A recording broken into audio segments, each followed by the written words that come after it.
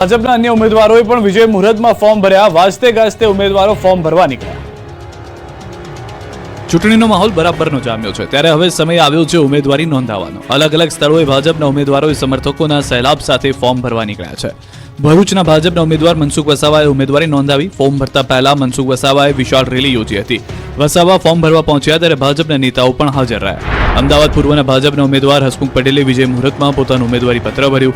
Form ભરતી વખતે મંત્રી જગદીશ પંચાલ પણ હાજર રહ્યા હતા. ફોર્મ ભરતા પહેલા હસમુખ પટેલે પહોંચ્યા બાપુનગર મધ્યસ્થ કાર્યાલય પર, જ્યાં અમદાવાદ પૂર્વ લોકસભા બેઠકમાં સમાવિષ્ટ ધારાસભ્યો પણ હાજર રહ્યા હતા. કાર્યાલય પર ભાજપ ઉપાધ્યક્ષ ગોરધન ઝડફિયા પણ ઉપસ્થિત રહ્યા હતા. ફોર્મ ભર્યા બાદ તેઓએ કહ્યું કે આ વિચારધારાની લડાઈ છે. 7 લાખથી વધુની લીડથી વિજય થવાનો આશાવાદ પણ વ્યક્ત કર્યો. વડોદરાના વાઘોડિયામાં વિધાનસભા બેઠક પર ભાજપના ઉમેદવારે ફોર્મ ભર્યું. વિજય મુહૂર્ત સાચવવા તેઓ બાઇક પર બેસીને ફોર્મ ભરવા પહોંચ્યા. ખુલ્લી જીપમાંથી ઉતરીને ઉમેદવાર બાઇક પર બેસીને મુહૂર્ત સાચવવા ફોર્મ ભરવા પહોંચ્યા. ધર્મેન્દ્રસિંહ તાલુકા સેવા સદન ઓફિસ પર પહોંચ્યા અને મામલતદાર સમક્ષ ઉમેદવારી નોંધાવી. આ અગાઉ વહેલી સવારે તેમણે માતા પિતા અને કુળદેવીના આશીર્વાદ લીધા હતા. આ તરફ કોંગ્રેસના ઉમેદવારોએ પણ વાજતે ગાજતે ફોર્મ ભર્યા. કેટલાક ઉમેદવારોએ તો રેલી યોજી શક્તિ પ્રદર્શન કર્યું. લોકસભા ચૂંટણીનો માહોલ જામ્યો છે, ત્યારે કોંગ્રેસના ઉમેદવારો પણ ફોર્મ ભરી ચૂક્યા છે. બનાસકાંઠાથી ગેનીબેન ઠાકોર, સુરેન્દ્રનગરથી ઋત્વિક મકવાણા અને બારડોલી બેઠક પરથી સિદ્ધાર્થ ચૌધરી ઉમેદવારી નોંધાવી હતી. કોંગ્રેસ ઉમેદવારોએ પણ શક્તિ પ્રદર્શન યોજી ફોર્મ ભરવા પહોંચ્યા હતા, જ્યાં મોટી સંખ્યામાં સમર્થકો હાજર થયા હતા. સુરેન્દ્રનગરના કોંગ્રેસ લોકસભા ઉમેદવાર ઋત્વિક મકવાણાએ કલેક્ટર કચેરી ઉમેદવારી નોંધાવી. નામાંકન પહેલા ઋત્વિક મકવાણાના સમર્થનમાં શહેરના બસ સ્ટેન્ડ રોડથી જિલ્લા કલેક્ટર કચેરી સુધી રોડ શો પણ યોજાયો. પૂર્વ ધારાસભ્ય નૌશાદ સોલંકી, પ્રવક્તા ડોક્ટર મનીષ દોશી, ધારાસભ્ય વિમલ ચુડાસમા, પૂર્વ ધારાસભ્ય લાખાભાઈ ભરવાડ સહિત જિલ્લા કોંગ્રેસના હોદ્દેદારો, આગેવાનો અને કાર્યકરો મોટી સંખ્યામાં ઉપસ્થિત રહ્યા. બારડોલીના કોંગ્રેસના ઉમેદવાર સિદ્ધાર્થ ચૌધરી આજે ઉમેદવારી પત્ર ભર્યું. ઇન્ડિયા ગઠબંધન તરફથી કોંગ્રેસે સિદ્ધાર્થ ચૌધરીને ઉમેદવાર જાહેર કર્યા છે. ઉમેદવારી પત્ર ભર્યા પહેલા સિદ્ધાર્થ ચૌધરી શક્તિ પ્રદર્શન કરી સભાને સંબોધન પણ કરી ચૂક્યા.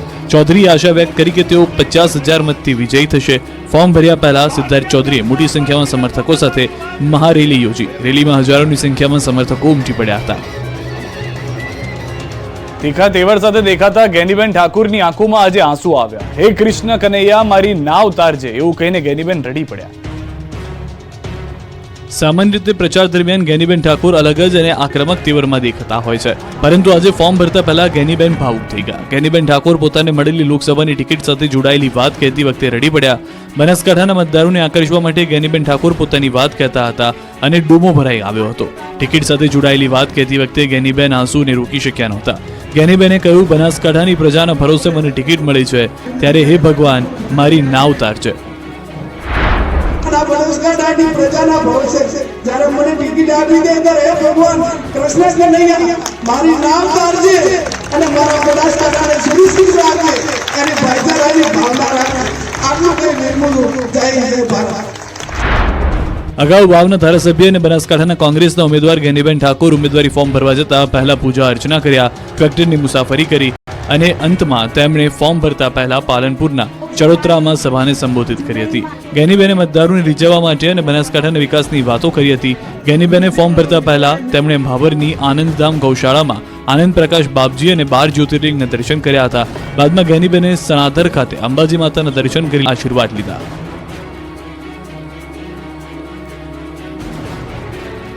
માતાને ભેટીને કોંગ્રેસ ઉમેદવાર હિપકે ચડ્યા. ફોર્મ ભરતા પહેલા ઋત્વિક મકવાણા ભાવુક થયા. લોકસભાની ચૂંટણી પહેલા ઉમેદવારોએ ફોર્મ ભરવાનું શરૂ કરી દીધું છે. આ દરમિયાન કેટલાક ઉમેદવારો ફોર્મ ભરતા પહેલા મંદિરે જઈને દર્શન કર્યા તો કેટલાકે જીતની દુઆઓ માંગી. પરંતુ સુરેન્દ્રનગર લોકસભા કોંગ્રેસના ઉમેદવાર ઋત્વિક મકવાણા ફોર્મ ભરતા પહેલા ભાવુક થયા. આજે તેઓ ઉમેદવારી ફોર્મ ભરવા જવાના હતા તે પહેલા માતા અને બહેનને મળ્યા હતા. ત્યારે માતા અને બહેનને ભેટીને તેઓ રડી પડતા ભાવુક દ્રશ્યો સર્જાયા હતા. ઉલ્લેખનીય છે કે તેઓ બસ સ્ટેન્ડથી કલેક્ટર કચેરી સુધી રેલી યોજીને પોતાનું ઉમેદવારી પત્ર ભર્યું હતું. આ પ્રસંગે પૂર્વ ધારાસભ્ય નૌશાદ સોલંકી, પ્રવક્તા મનીષ દોશી, ધારાસભ્ય વિમલ ચુડાસમા, પૂર્વ ધારાસભ્ય લાખાભાઈ ભરવાડ સહિત જિલ્લા કોંગ્રેસના હોદ્દેદારો અને આગેવાનો હાજર રહ્યા.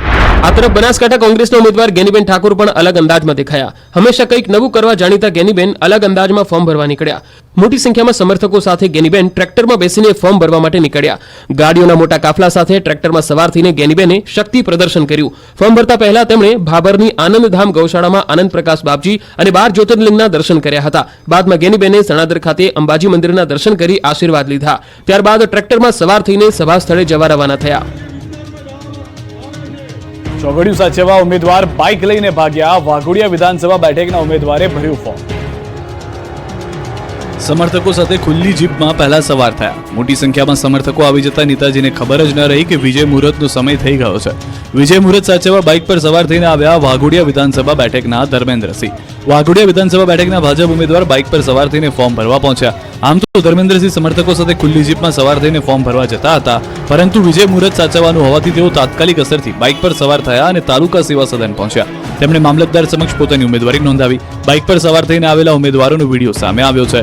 ઉલ્લેખનીય છે કે ધર્મેન્દ્રસિંહ વાઘેલાએ ફોર્મ ભરતા પહેલા સવારે માતા પિતા અને કુલદેવીના આશીર્વાદ લીધા. સોમા પટેલ ફરી ભાજપમાં ભળી ગયા. સીઆર પાટીલે કરાવ્યા કેસરિયા. લોકસભા ચૂંટણીના ત્રીજા તબક્કા અંતર્ગત 7 મેના રોજ મતદાન યોજાશે. આ પહેલા આજે પૂર્વ સાંસદ સોમાભાઈ પટેલ ફરી એક વખત ભાજપમાં પ્રવેશ કરી ચૂક્યા છે. કેસ ધારણ કરાવી પ્રદેશ અધ્યક્ષ સીઆર પાટીલે ભારતીય જનતા પાર્ટીમાં પુનઃ પ્રવેશ આપ્યો. સોમા પટેલ અગાઉ અપક્ષ ચૂંટણી પણ લડી ચૂકેલા છે. છેલ્લે કોંગ્રેસમાં હતા અને તેમને પક્ષમાંથી દૂર કરવામાં આવ્યા હતા. જોકે હવે લોકસભાની ચૂંટણી આવતા જ સોમા પટેલે પક્ષ પલટો કર્યો અને ભાજપમાં ભળી ગયા. 3 વખત ધારાસભા લડ્યો છું, નગરપાલિકામાં ઉપપ્રમુખ રહ્યો છું, 2 વર્ષ ગુજરાત સ્ટેટ ટ્રાન્સપોર્ટ ચેરમેન રહ્યો છું. એટલે લડવાનો બહુ મોહ નથી, પણ જે પાર્ટીએ સારું કામ કર્યું છે એના માટે જ હું પાછો આવ્યો છું. મહત્વનું છે કે થોડા દિવસ પહેલા પૂર્વ સાંસદ અને તળપદા કોળી સમાજના નેતા સોમાભાઈ પટેલે કોંગ્રેસના પ્રાથમિક સભ્યપદેથી રાજીનામું આપ્યું હતું. તેમણે આ માટે અંગત કારણોસર પક્ષમાંથી રાજીનામું આપ્યું હોવાનું કારણ આપ્યું હતું. એક સમયે સોમા પટેલ રાજકારણને એવા અઠંગ ખેલાડી હતા કે પાર્ટી તેમને પોતાના પડખે લેવા માટે પડાપડી કરતી હતી. ઢોલ નગારાના તાલ અને સમર્થકોના સલાબ સાથે દમણ દીવ બેઠક ભાજપના ઉમેદવાર લાલુભાઈ પટેલે ફોર્મ ભર્યું. દમણ દીવ લોકસભા બેઠક પર ભાજપના ઉમેદવાર લાલુભાઈ પટેલે ઉમેદવારી પત્ર ભરવા નીકળતા પહેલા તેઓએ પરિવારજનો સાથે પૂજા અર્ચના કરી. ત્યારબાદ દમણના ફૂટબોલ ગ્રાઉન્ડમાં એક જંગી સભા યોજી. આ સભામાં દમણ દીવ બેઠકના ભાજપના પ્રભારી પૂર્ણેશ મોદી, દમણ દીવ અને દાદરનગર હવેલી ભાજપના પ્રદેશ પ્રમુખ દીપેશ ટંડેલ સાથે પ્રદેશ ભાજપના અગ્રણીઓ અને કાર્યકર્તાઓ સાથે મોટી સંખ્યામાં ઉપસ્થિત રહ્યા. લાલુભાઈ પટેલ છેલ્લી 3 ટર્મથી દમણ દીવનું પ્રતિનિધિત્વ લોકસભામાં કરી રહ્યા છે. આ વખતે સતત ચોથી વખત ભાજપે લાલુભાઈ પટેલને ટિકિટ આપતા તેઓ ચોથી વખત આ પ્રદેશમાંથી ઉમેદવારી કરી રહ્યા છે. આજે ઉમેદવારી પત્ર ભરતા પહેલા યોજાયેલી સભામાં વિકાસના કામો અને જનકલ્યાણકારી યોજનાઓને આગળ ધરી અને લોકો પાસે સમર્થન માંગ્યું. ત્યારબાદ રેલી સ્વરૂપે કલેક્ટર કચેરી પહોંચી લાલુભાઈ પટેલે ભાજપના અગ્રણીઓને સાથે રાખી ઉમેદવારી પત્ર ભર્યું. સતત 3 ટર્મથી ચૂંટાઈ આવ્યા બાદ ચોથી ટર્મમાં તેઓ ઉમેદવારી કરી રહ્યા છે. આથી આ વખતે પણ દમણ દીવના મતદારો તેમના પર વિશ્વાસ મૂકશે અને જંગી લીડથી જીતશે તેવો લાલુભાઈ પટેલ અને ભાજપના અગ્રણીઓએ દાવો કર્યો હતો. ભાજપના મેનિફેસ્ટો પર સીએમ અને પાટીલ ઓળગોળ થઈ ગયા. સીએમએ કહ્યું આ ચૂંટણી ઢંઢેરો નહીં, પ્રજાની સેવાનું ગેરંટી પત્ર છે. મુખ્યમંત્રી ભૂપેન્દ્ર પટેલ અને પ્રદેશ અધ્યક્ષ સીઆર પાટીલે ભાજપના સંકલ્પ પત્રને વધાવ્યું. બંને ભાજપના સંકલ્પ પત્રની જાણકારી આપી. પાટીલે કહ્યું હતું કે કોંગ્રેસે તેના વચનો ક્યારેય પૂર્ણ કર્યા નથી. ભાજપે તમામ વચનોને પૂર્ણ કર્યા છે. કાર્યો પૂરા કરવાનું અમારું સંકલ્પ પત્ર છે. અમે વચન નથી આપતા, ગેરંટી આપીએ છીએ. વન નેશન વન ઇલેક્શનને લઈને પાટીલે કહ્યું હતું કે વન નેશન વન ઇલેક્શન માટે પીએમ ખૂબ જ ગંભીર છે. આ તરફ મુખ્યમંત્રી ભૂપેન્દ્ર પટેલે કહ્યું હતું કે વારસાનો વૈભવ જાળવી રાખવાની મોદીની ગેરંટી છે. ભાજપ વિકાસ કાર્યો કરનારી પાર્ટી છે. ભાજપે જે કહ્યું તે કરી બતાવ્યું છે. સંકલ્પ પત્ર જનતા માટે ગેરંટી કાર્ડ સમાન છે. પ્રજાની સેવાની ગેરંટીનું આ સંકલ્પ પત્ર છે. આશા અને આકાંક્ષાને પ્રતિબિંબિત કરતો સંકલ્પ પત્ર રજૂ કરવા માટે ખૂબ ખૂબ અભિનંદન પાઠવું છું. ચૂંટણી ઢંઢેરો નહીં પણ પ્રજાની સેવાની ગેરંટીનું સંકલ્પ પત્ર લઈને આવ્યા છીએ. ક્ષત્રિય સમાજમાં વિરોધનો વંટોળ વચ્ચે રૂપાલા કાલે ફોર્મ ભરશે. જાહેર સભાની તૈયારીઓને આખરી ઓપ. 16 એપ્રિલ એટલે કે આવતીકાલે રાજકોટથી ભાજપ ઉમેદવાર પરસોત્તમ રૂપાલા ઉમેદવારી પત્ર ભરશે. મંગળવારે બપોરે 12:39 વાગ્યે વિજય મુહૂર્તમાં રૂપાલા ફોર્મ ભરવાના છે. લોકસભાની ચૂંટણીને લઈ કોંગ્રેસ અને ભારતીય જનતા પાર્ટીના ઉમેદવારો દ્વારા પોતાના ફોર્મ ભરવાનું શરૂ કરવામાં આવ્યું છે. ત્યારે આવતીકાલે રાજકોટ લોકસભા બેઠક પરના ભારતીય જનતા પાર્ટીના ઉમેદવાર પરસોત્તમ રૂપાલા પણ ફોર્મ ભરશે.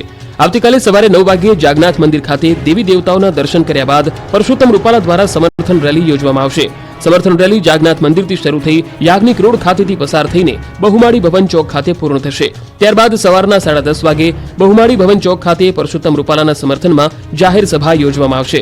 જાહેર સભા પૂર્ણ થયા બાદ પરસોત્તમ રૂપાલા સહિતના નેતાઓ તેમજ કાર્યકર્તાઓ દ્વારા કલેક્ટર ઓફિસ ખાતે ઉમેદવારી પત્ર ભરવા જશે. રાજકોટના બહુમાળી ભવન ચોક ખાતે જાહેર સભાનું પણ આયોજન છે. તે જગ્યાએ હાલ ભારતીય જનતા પાર્ટી દ્વારા તૈયારીઓને આખરી ઓપ આપવામાં આવી રહ્યો છે. રવિવારના રોજ ક્ષત્રિયો દ્વારા રતનપર ખાતે મહાસંમેલન યોજવામાં આવ્યું. ત્યારે આવતીકાલે ભારતીય જનતા પાર્ટી દ્વારા પરસોત્તમ રૂપાલાની જાહેર સભામાં મોટી સંખ્યામાં કાર્યકર્તાઓ હાજર રહે તેવી શક્યતા છે. રૂપાલા સામે ક્ષત્રિય સમાજના વિરોધ અંગે બોલ્યા CR પાટીલ. ક્ષત્રિય સમાજના આગેવાનો સાથે સંપર્કમાં હોવાનો દાવો. ક્ષત્રિય સમાજના આંદોલનને લઈ ભાજપ પ્રદેશ અધ્યક્ષ CR પાટીલે મહત્વની પ્રતિક્રિયા આપી. ક્ષત્રિય સમાજના આંદોલનને લઈ CR પાટીલે કહ્યું કે ક્ષત્રિય સમાજ સાથે અમે સંપર્કમાં છીએ. ક્ષત્રિય સમાજના આગેવાનો સાથે ભાજપના ક્ષત્રિય સમાજના નેતાઓ સંપર્કમાં છે. પાટીલે કહ્યું કે હું અને ગૃહ રાજ્યમંત્રી હર્ષ સંઘવી પણ ક્ષત્રિય સમાજના સંપર્કમાં છીએ. ક્ષત્રિય સમાજ સાથે વાત ચાલી રહી છે. વિવાદનો સુખદ નિવેડો આવે તેવા અમારા પ્રયાસ છે. મહત્વનું છે કે રૂપાલાના નિવેદન બાદ સમગ્ર રાજ્યમાં ક્ષત્રિય સમાજ દ્વારા વિરોધ કરાઈ રહ્યો છે. હાલમાં જ રાજકોટમાં યોજાયેલ ક્ષત્રિયોના સંમેલનમાં વિશાળ જનમેદની ઉમટી હતી. આ આંદોલનને લઈને પાટીલે કહ્યું કે સુખદ નિવેડો આવે એવા અમારા પ્રયાસો છે. એમના આગેવાનો સાથે ભારતીય જનતા પાર્ટીના પણ ક્ષત્રિય સમાજના આગેવાનો પણ મુખ્યમંત્રીશ્રી પોતે હું હર્ષ અમે બધા જ એમની સાથે સંપર્કમાં છે. એમની સાથે વાત ચાલી રહી છે અને એનો સુખદ નિવેડો આવે એના માટે અમારા પ્રયત્ન છે. અમે એના માટે ગંભીર છે. ભાવનગરમાં CR પાટીલથી હાજરીમાં જ બુથ પ્રમુખ સંમેલન યોજાયું. પાટીલે આપ્યો જીતનો મંત્ર. ચૂંટણી નજીક છે ત્યારે પ્રચાર જોર પકડી રહ્યો છે. ભાવનગર ખાતે ગુજરાત ભાજપ અધ્યક્ષ CR પાટીલની ઉપસ્થિતિમાં બૂથ પ્રમુખ સંમેલન યોજાયું. કાર્યક્રમમાં ભાવનગર અને બોટાદ જિલ્લાના 1000થી વધુ બૂથ પ્રમુખો હાજર રહ્યા. CR પાટીલે કાર્યકર્તાઓને સંબોધન કર્યું. તેમણે જણાવ્યું કે વિધાનસભાની ચૂંટણીમાં આપણે ભલે 156 સીટ જીત્યા, પરંતુ થોડીક ભૂલના કારણે આપણે કેટલીક સીટો ગુમાવી, નહીંતર આપણે 176 સીટ જીત્યા હોત. આ ચૂંટણીમાં તમામ 26 સીટ જીતવા માટે કાર્યકર્તાઓને આકરી મહેનત કરવા પાટીલે હાકલ કરી. પાટીલે કહ્યું કે પેજ કમિટી અને બૂથ પ્રમુખો પોતાની જવાબદારી સમજી મતદાન સમયે કોઈ કચાશ ના રહી જાય તે મુજબ મતદાન કરાવે. ખાસ વડીલો દિવ્યાંગોના મતદાન અંગે પણ તાકીદ કરતા કહ્યું કે તેનો સંપર્ક કરી તેના મતદાનની ગોઠવણી કરવી. સંમેલનમાં CR પાટીલે કાર્યકર્તાઓને ચૂંટણી જીતવા માટેનો મંત્ર આપ્યો. પાટીલે કહ્યું કે સતત ત્રીજી વાર આપણે પ્રધાનમંત્રી તરીકે નરેન્દ્ર મોદીને જીતાડવાના છે. આમ તો સિંહના ટોળા ના હોય, પરંતુ ગીર સોમનાથમાં એક સાથે 8 સાવજો દેખાયા. કહેવત છે કે સિંહોના ટોળા ના હોય. એ વાતને ખોટી સાબિત કરતો વિડીયો ગીરમાં સામે આવ્યો. ઉનાના ગરાળ ગામ તરફ જતા રોડ પર ભાગ્યે જ જોવા મળતી ઘટના દેખાઈ. એક સાથે રોડ પર 8 સિંહોની લટાર મારતો વિડીયો સોશિયલ મીડિયામાં વાયરલ થયો. ઉનાના ગરાળ રોડ પર મોડી રાત્રિના સમયે સિંહ પરિવારનું નાઇટ પેટ્રોલિંગ કરતા હોય તેમ રસ્તા પર લાઇનમાં એક સાથે 8 સિંહ પસાર થયા હતા. સિંહોની આ તસવીરના દ્રશ્યો પાછળ એક વાહન ચાલકે મોબાઈલના કેમેરામાં કેદ કરી લીધા. ગીર જંગલના વન્ય પ્રાણીઓ ગીર બોર્ડરની નજીકના ગ્રામ્ય વિસ્તારોમાં અવારનવાર આવી ચડતા હોય છે. સીમવાડી વિસ્તારમાં તેમજ ગામની મધ્યમાં ઘૂસી જઈ રેડિયાર પશુઓનું મારણ કરી બાદમાં ચાલ્યા જતા હોય છે. ત્યારે ઉનાના ગરાળ રોડ ઉપર એક સાથે 7 સિંહ પરિવાર રાત્રિના આરામથી રસ્તા ઉપર જતા હોય એવા દ્રશ્યો જોવા મળ્યા.